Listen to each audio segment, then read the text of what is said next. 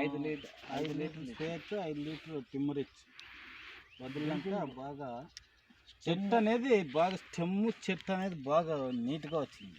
ఇంకోటి వదిలిన 10 రోజులకే సైడ్ పిలకలు వచ్చినాయి. స్టెమ్ అనేది బలంగా వచ్చి స్టెమ్ చూడండి, స్టెమ్ ఎంత బలంగా వచ్చింది. స్టెమ్ అనేది ఎక్సలెంట్గా వచ్చింది. ఈ పిలక అనేది బలంగా దిక్కింది. స్టెమ్ అనేది బాగా వచ్చింది.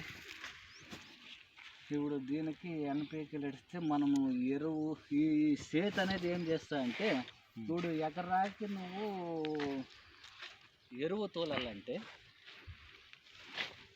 4 ట్రిప్పులు మినిమం. ఒక ట్రిప్పు 6,000 రూపాయలు అనుకున్నా 4 ఆరులు 24,000 పెట్టాలి. ఓకే.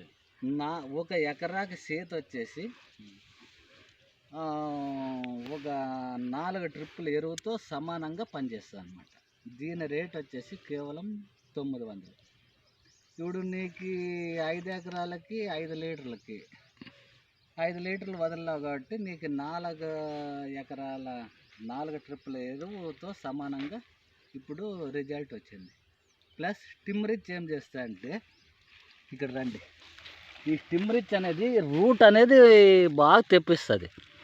ఈ రూట్ అనేది వైట్ రూట్ ఎప్పుడైతే ఇక్కడల్లా వస్తుందో కొంచెం డ్రిప్ అట్లుంది, ఈ రూట్ అనేది ఎప్పుడైతే వస్తుందో ఇది ఎన్పికేలు వదులుతాం కదా, ఆ ఎన్పికేలు ఈ భూమిలో నువ్వు పోషకాలు ఇంతకుముందు డిఏపి కానీ ఎరువు కానీ పసుల ఎరువు కానీ ఏదైతే తోలావో దాన్ని స్పాట్గా నీకు రూట్ ద్వారా అందిస్తుంది అన్నమాట.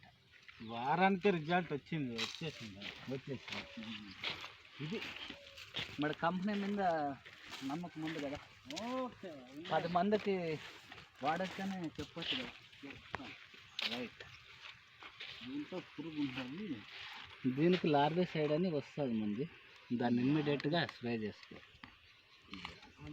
సైడ్ ఇది ఏడవ